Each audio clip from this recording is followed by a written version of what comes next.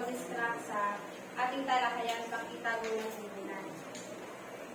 So, bago tayo dumako sa kumustahan, inaanyayahan ko ang bawat isa na magsitayo para sa panalangin na pamuunahan ng pangunahang distraction.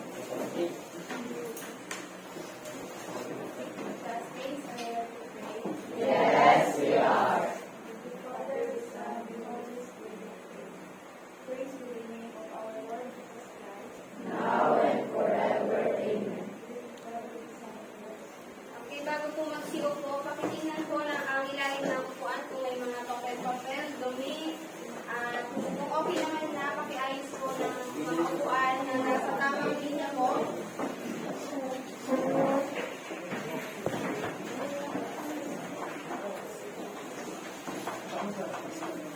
Nasaan po ang sekretary ng klase? Para po sa pagtataya na sa pag-check ng liban, mayroon po ba tayong liban sa klase? Mayroon po? Sino-sino po sila? Si Eliza po. Si Eliza po, tapos si Jeremy, tapos po si... Okay, so tatlo lang pala yung consent. Okay, thank you so much. So, dako na tayo sa kumustahan. Kumusta kayo bilang mga mag-aaral ng grade 9? Okay naman po. Gaano ka-okay? 50%. 50%. Bakit 50% lang? Ganun lang. Ilang pang subject ang hindi nyo na-exam? Wala ba? So, I advise na kapag free time nyo, scan, basa-basa. No need to memorize, kailangan nyo i-analyze. Ginawa nyo yung mga nakasulat sa yung mga book. So, sa layunin, sabay-sabay pong pakibasa. Pagkatapos ng aralin, 85% ng mga mag-aaral ay inaasahang natutukoy ang kahulugan ng phonema. Nakapag-iwanan ng ayos ang mga segmental at segmental ayon sa gamit nito at nakapagdalahan sa sarili ng tungkol sa phonema. Phonema. Very good. So, natalaking na ba ito ng mga nakaraan? Grade 7, grade 8? Ay, hindi pa po. Okay, so, maganda to, promise. So, ngayon, bago tayo dumako sa talakayan, para makamit natin ang layunin natin ngayon na magtukol ang kahulugan ng phonema, nakapagliliwanag ng maayos ang phonemang supra-segmental at segmental ayon sa gamit ito at nakapaglalahad ng sariling kaalaman tungkol sa phonema. Ngayon ay may gawain po tayo, may activity tayo na kung saan magkakaroon kayo ng paunang kaalaman kung tungkol saan ang tatalakay natin ngayon. So may okay, magbasa po ng sabay-sabay. Pagpiliin sa tatlong pangkat ang klase. Ang bawat pangkat ay pipili ng isang representative na magdidikit na tamang sagot sa pizarra sa loob ng 10 segundo. Ang unang pangkat na makapagula sa bawat salita ay siyang tatanghaling panalo.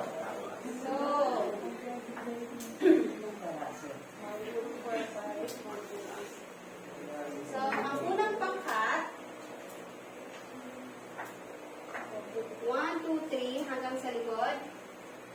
Unang pangkat kayo, 1, 2, 3, hanggang sa likod. Okay, 1, 2, 3, 1, 2, 3, 1, 2, 1, 2, 3, 1, 2, 3. Ikaw sa pangkat naman ka na. Ikaw po. Pangkat ko, 1, 2, 1, 2, 1, 1, 2, 1, 2, 1, 2, 1. Pangkat ko kayo. 2. Group 1, Group 2, at yung natira, Group 3. Kami nasa yung Group 1. 1. Yan, tayo po yung nasa Group 1. Group 2. Group 3.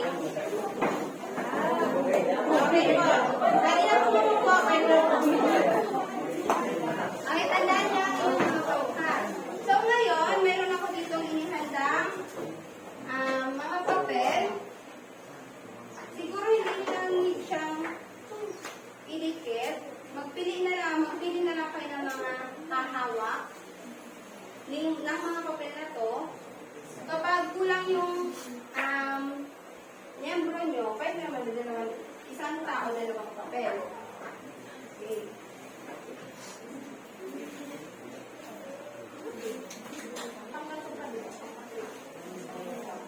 Okay, so, para hindi kayo mahirapan, may hinanda na ako dito mga kasagutan.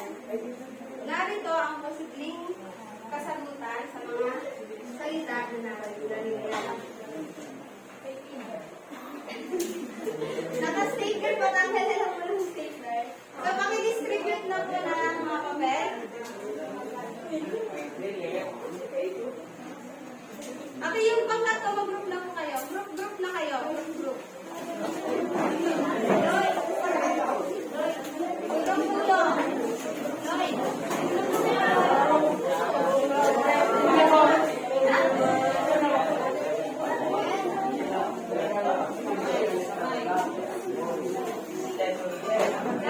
Sige, go. Magtulong-tulong po ang bawat pangkat. At ang pangkat na mananalo, may premyo kay teacher.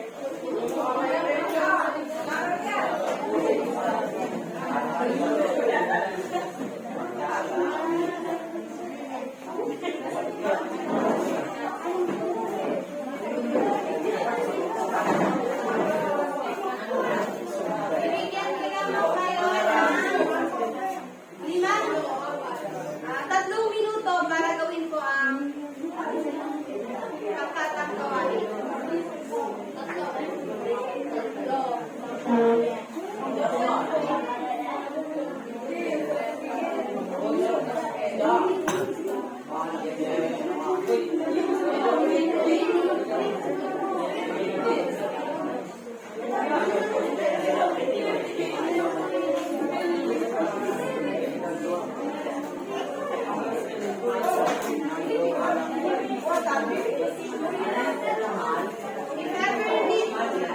Okay, class? Kapag kailangan ng scotch tape, kapag may sagot na kayo sa papel, punta na lang po kayo dito sa nakuha ko kayo.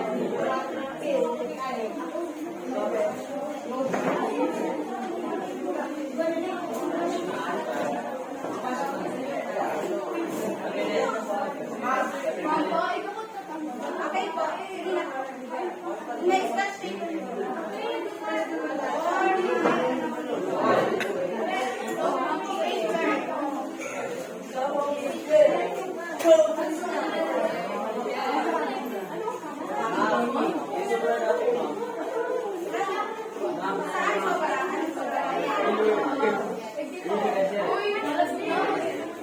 Makikita natin yan sa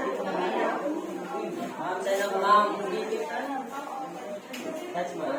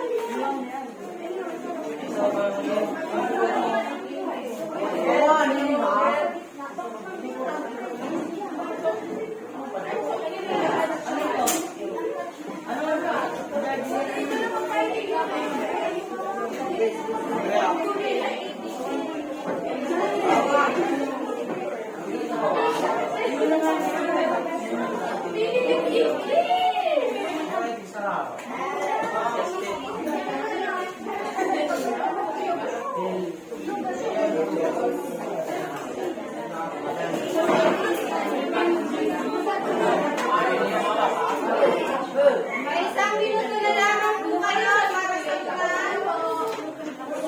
Tapos na ang pang-3.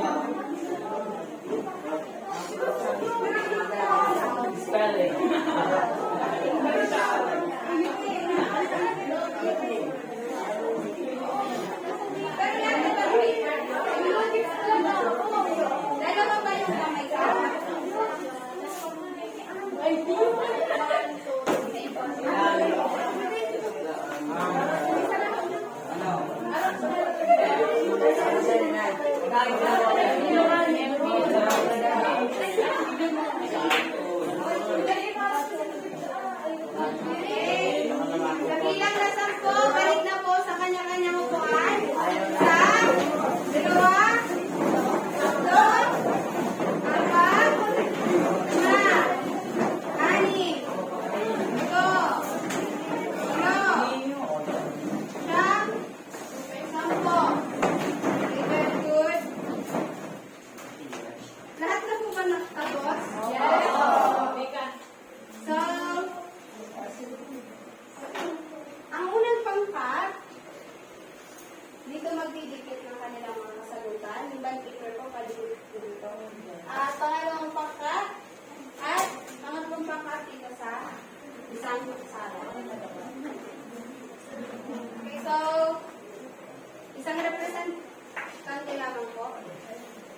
1, 2, 3, 4, titingnan natin kung sino yung nakakuha ng tamang sagot.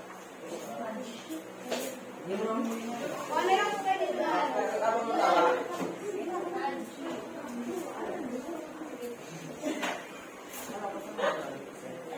Kahit hindi naman nagawa.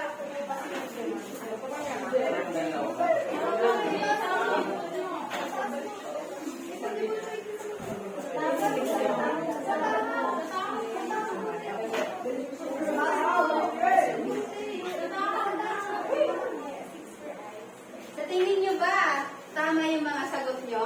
Yes!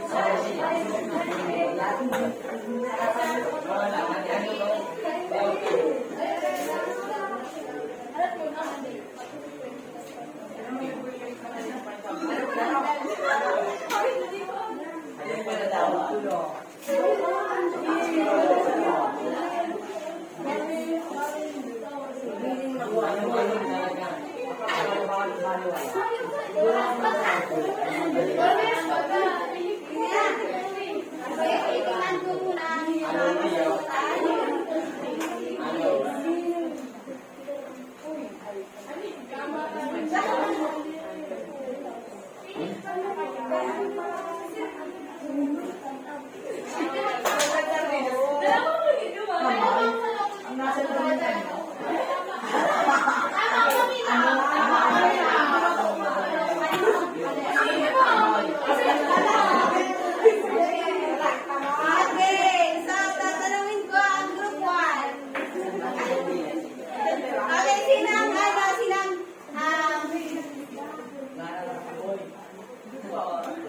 ilang porsyento na feeling nyo, mag-perfect nyo ang 100. Sa pangkat dalawa, ilang percent? 25. Sa pangkat tatlo, 100. Tingnan natin.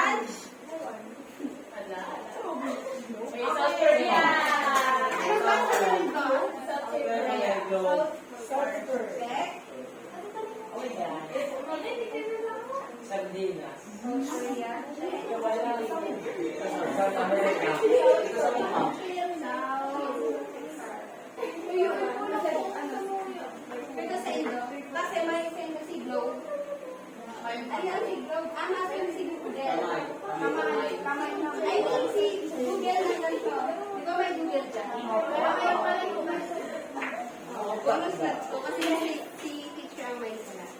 Sorry po. Okay, pakibasa. Excited si Chocolate. Excited ba daw sa pilit mo kay SpongeBob?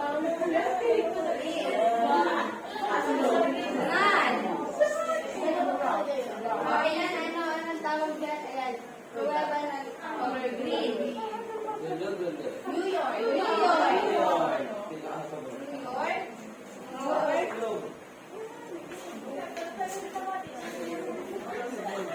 York. Philippines. Philippines. Lahat ba tama sa Philippines? Very good. Dapat naman nasa Pilipinas tayo. Okay, next. SpongeBob. Yes! Si SpongeBob ang susunod. Ay, hindi.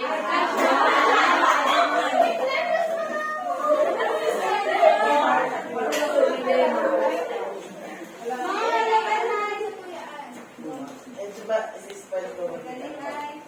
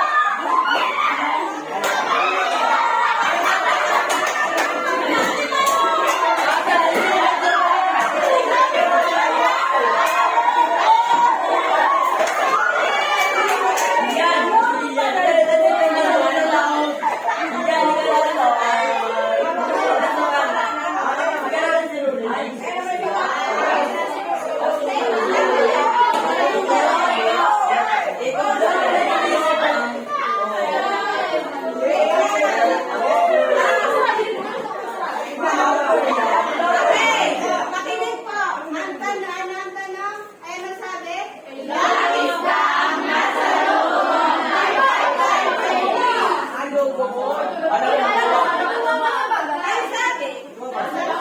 Logo. Minasipan na anim. Logo. Ay, tingnan sa loob ng Next. Ano pang hindi natin na-check? Si SpongeBob na.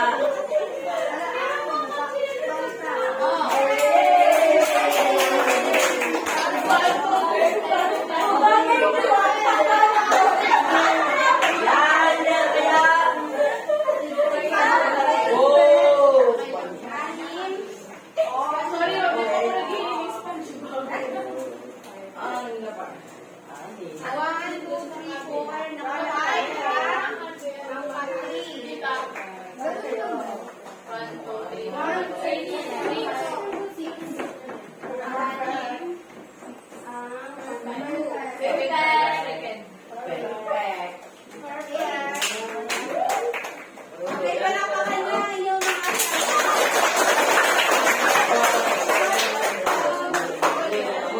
ano yung, okay, okay na po. Ano ba yung napansin nyo sa gawain? Sa Philippines po.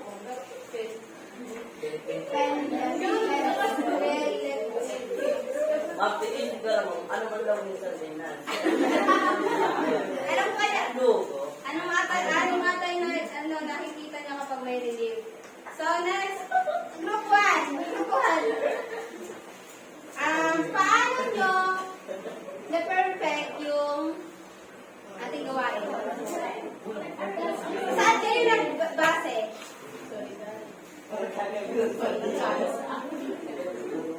Okay. Since groupings po, brainstorm po kami, then nagtulong-tulungan po kami sa pag-isip po kami sa pag-is. Okay. Okay, para sa pangalawang pangkat, sino ang nais? Okay, so ano yung ginawa ninyo? Bakit naka-6 kayo? Ano ba yun?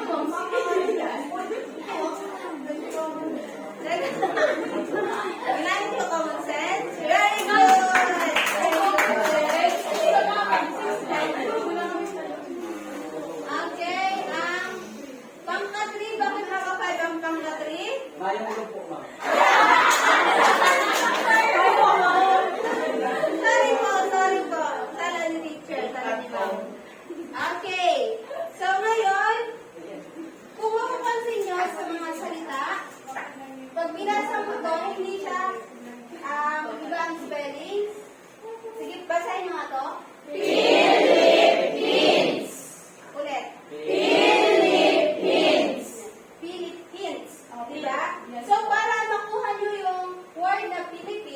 Saan kayo nagbase?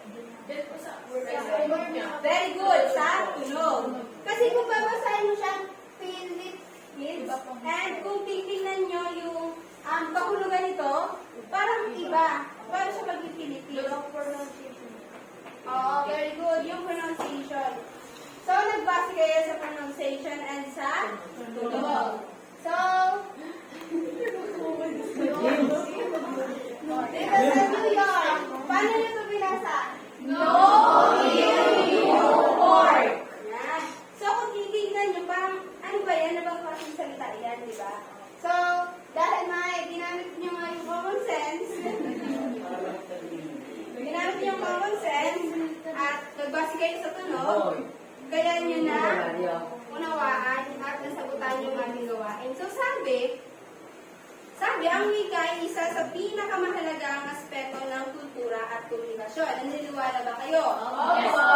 Ang wika, pinakamahalagang aspeto sa buhay ng tao. So, para sa iyo, bakit? Bakit mahalaga? Ano ang malaking ambag ng wika? Wika, English, Filipino, mga Bicol.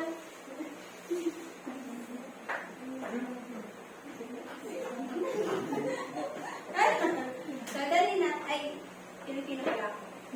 Ayun, go. So, para sa iyo po, ano yung, bakit mahalaga yung wika? Ito yung, ano po? Ano po? Okay, call a friend.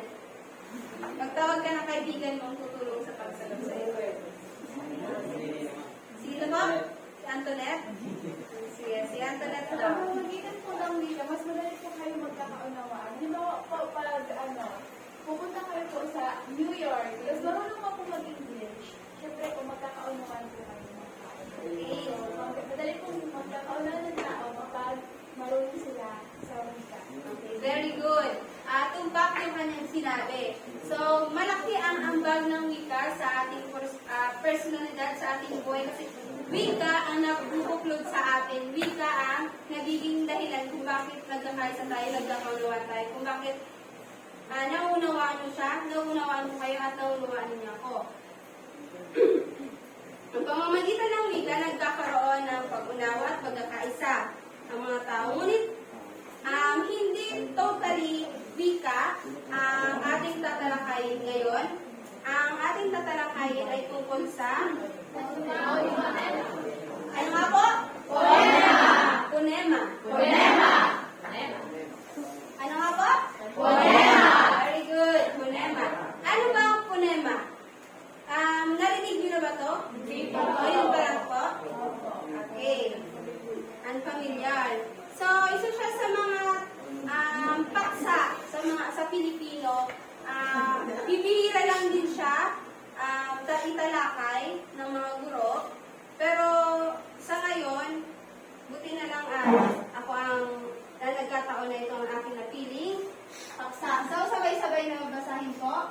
Ang phonema ay isa sa mga unit ng tunit na tunog na nagpapagitan ng kaibahan ng isang salita mula sa isang salita na partikular na wika. Okay po, may type error po sino.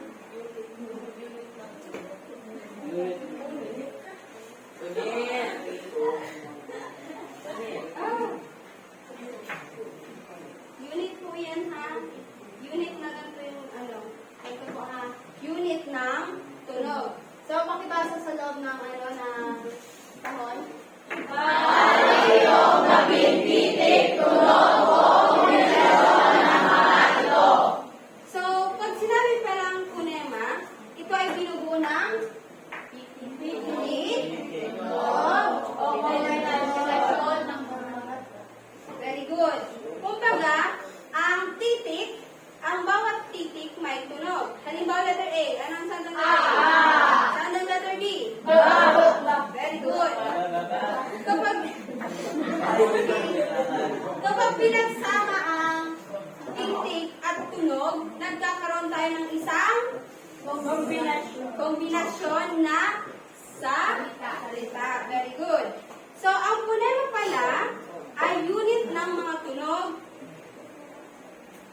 Okay. Ay, di ko siya na ano.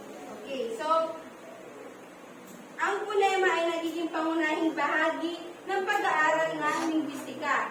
So, kapag sinabing linguistika, yun yung nag-aaral ng mga very good, ng mga language. Pag sa English, linguistic. Tama, okay, very good. Ang agham ng wika. Ayon sa mga dalubhasa sa darang ito, mayroong iba't ibang uri ng punema. Ito ay may dalawang kategorya. Suprasegmental. Basa lang sabay-sabay. Punemang Segmental. Ito ay pinakagawa ng mga titik o letra. Halimbawa, A, B, C, D, E, F, G, H, I, J, K, L, M, N, O, P, Q, R, S, T, U, V, W, X, Y, and Z.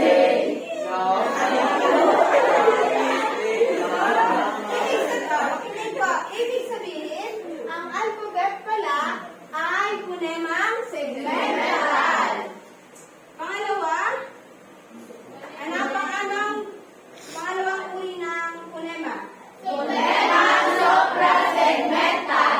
Ginagamit sa pagbigkas ng mga salita upang higit na maging mabisa ang pakikipag talastasan.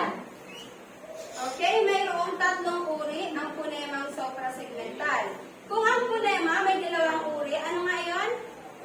Punemang Segmental at punemang suprasegmental. very good. At ang punemang suprasegmental ay may tatlong uri. Ano ito? Diin, tono, antala. Okay. Pakibasa sabay-sabay. Diin, tumutukoy sa lakas ng bigkas sa pantig ng salita. Okay. So, ang diin, nakadepende ito kung paano mo i-pronounce yung isang salita. Halimbawa yung ginawa nyo kanina sa punema. Ano sabi nyo kanina? Ponema. Ganon. Yung nagbigay kayo ng din sa ponema. Ponema. Parang nakadepende dun sa pagbigkas ng pandig ng salita. So, namin ka ang halimbawa. Ba. Sige daw. Ibig sabihin sa English, more. Pangalawang halimbawa.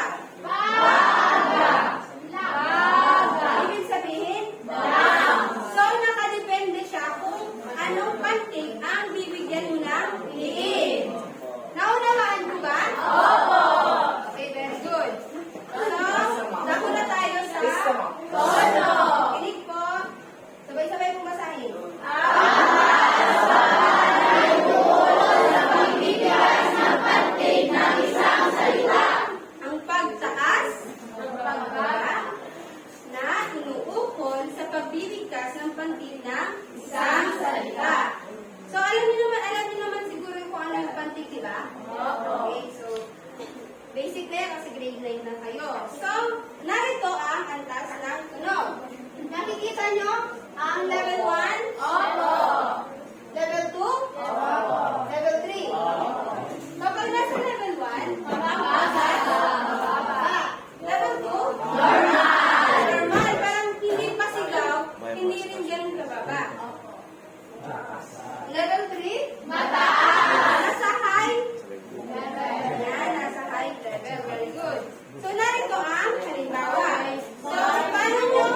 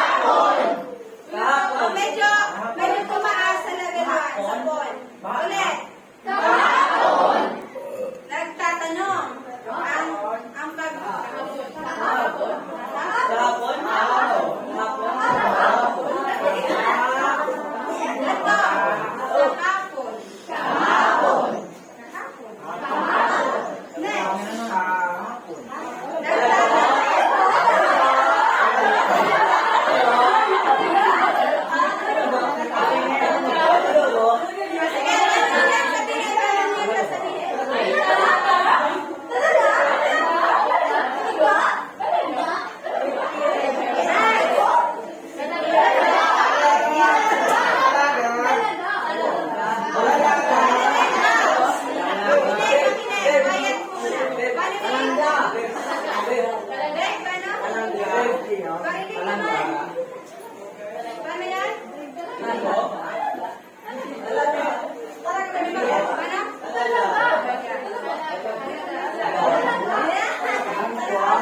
Next!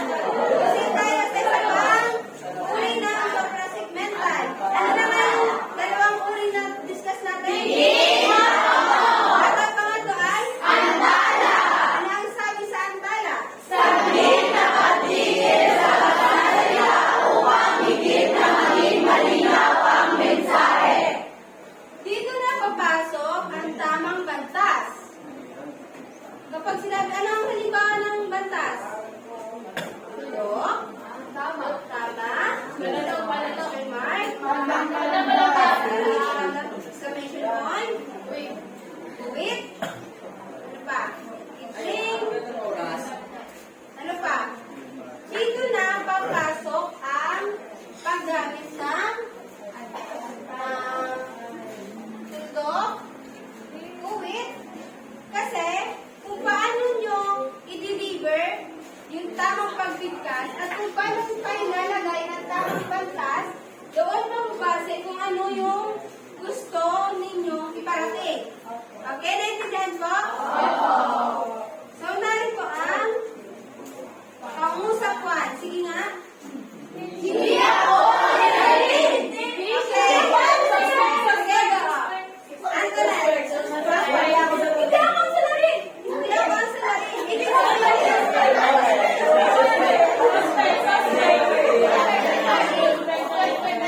So, okay, makinig po. The way kung paano siya makinig po, class. The way kung paano siya magbigkas, the way kung paano bigkasin yung salita, pinapakita niya na hindi siya ang salarin. Okay. Very good. So, narito ang pangungusap. Yumi, para sa pangungusap dalawa. Pakibasa. Kung paano nga gagamit na antala? Hindi ako sa lari. Ulit. Ano? Hindi ako sa lari. Yan, hindi ako ang salarin. So, pinapakita niya daw yung kanya, very good. Yan ang respect kung paano niya i-deliver o paano niya bigkasin yung salita. At kung paano ginamit ang uwit,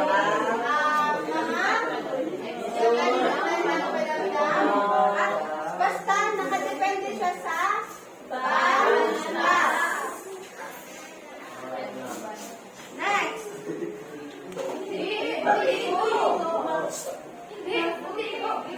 Sige nga. Ikaw. Ano din mo eh? Okay, sige nga, Christy, tingnan natin. Kung madideliver mo siya, dahil papapakita mo sa amin na puti talaga ang kulay. Hindi, puti ito. Very good. Hindi. Puti ito. Next. Hindi puti ang kulay. Hindi okay. Sige na. Try lang. Okay. Ito na lang din. Hindi puti ito. O, paano? Hindi puti ito.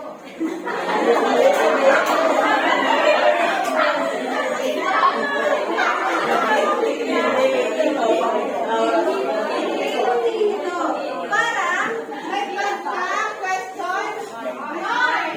Depende sa kung paano mo bigkasin para maunawaan ang kausap mo yung nais mong parating.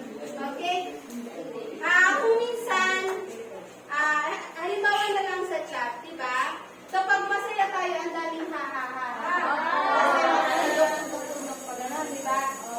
So, wait lang, mag-delete tayo ng kasi. Wait lang, malapit naman na. So, nakadepende kung paano mo siya i-interpret, bigkasin, at kung paano ka gagamit ng tamang bantas. Very good. Sunod, pangusap ay si Mark, Anthony, at ako. Kaya, ibig sabihin may dalawang tao lamang. So, paano niyo siya bibigkasin? Si Mark, Anthony, at ako. Very good. Parang normal deliberation lang. Parang nangungusap, nagsasalaysay lang na si Mark, Anthony,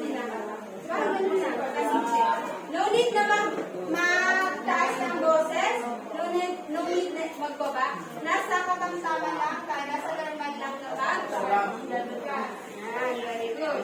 So, sa pangatlo, Si Mark Anthony at ako. very good. One, sabay-sabay, 1, 2, 3, go. Si Mark Anthony at ako. Very good. Ibig sabihin, may tatlong Tao. binabanggit sa Salita. very good, sa pangusap. Okay. O, di ba? Okay. So,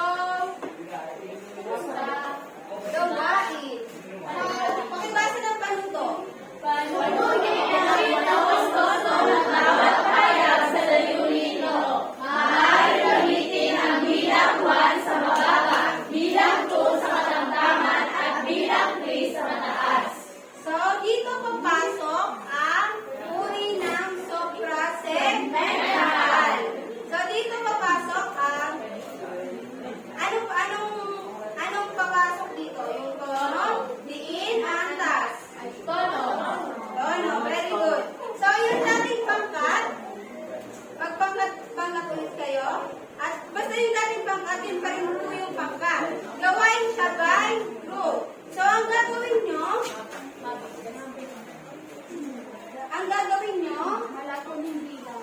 very good.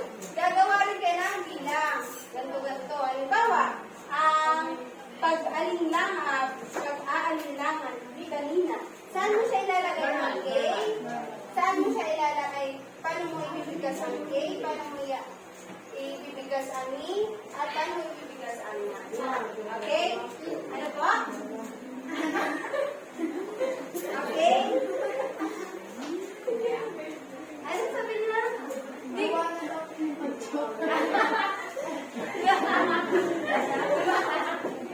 Okay, kumuha sa kumuha ng isang kapat na papel niya. Okay, kahit anong papel na lang po. Yellow pad, lengthwise, crosswise, notebook.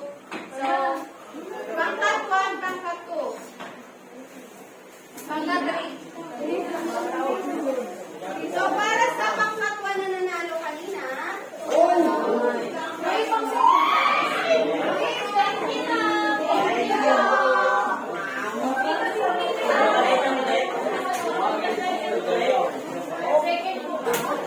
second and third. Ay, second lang. Hindi ka pala.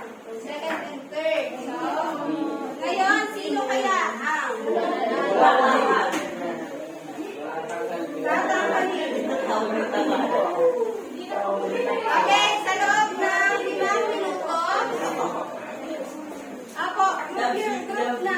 Mag-ano na tayo.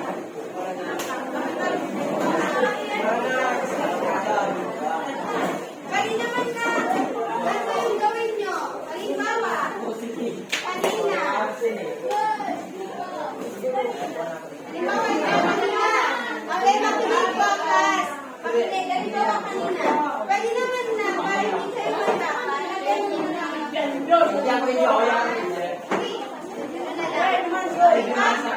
Naintindihan po group 1?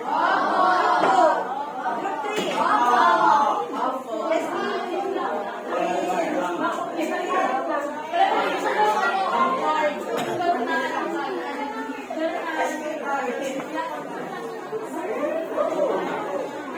kapag sinabi nag-aalinlangan, nagdududa. Yes, oo. Pwede nag-worry, nagdududa. Parang naku-curious ka. Hindi ko iwasan ko yan sa dating sabi niya. Wala rin ba? Ang matastigit.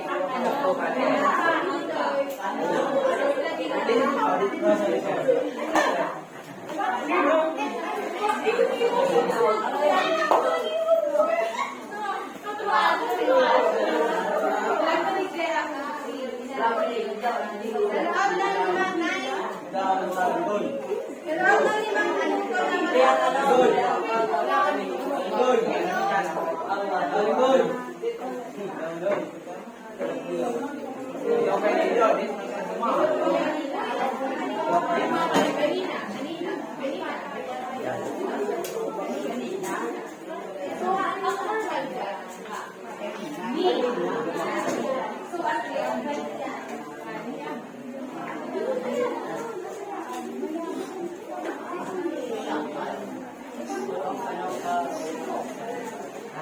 Maynila, mayaman.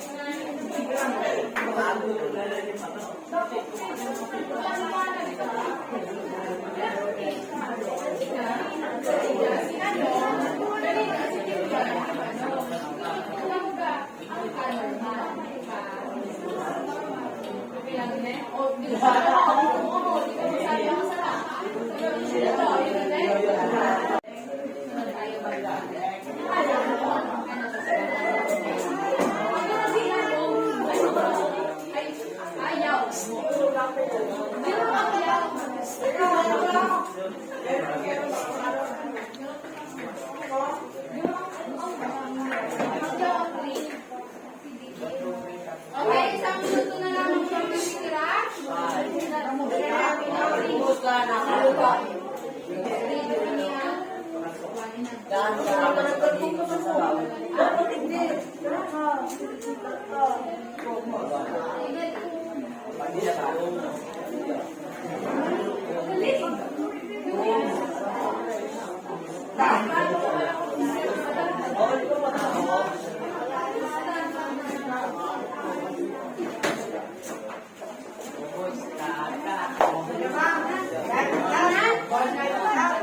Okay, tapos na ang isang 5 minuto.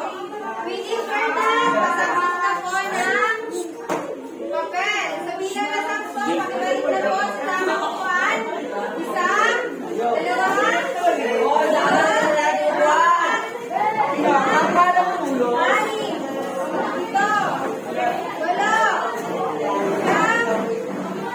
sampo. Okay, para sa mga una itong magdalawa na sa mga papel.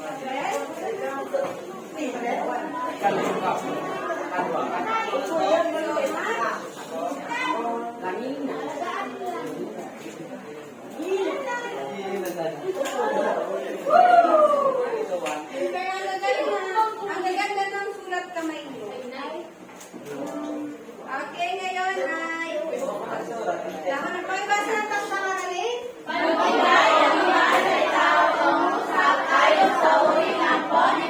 Sila.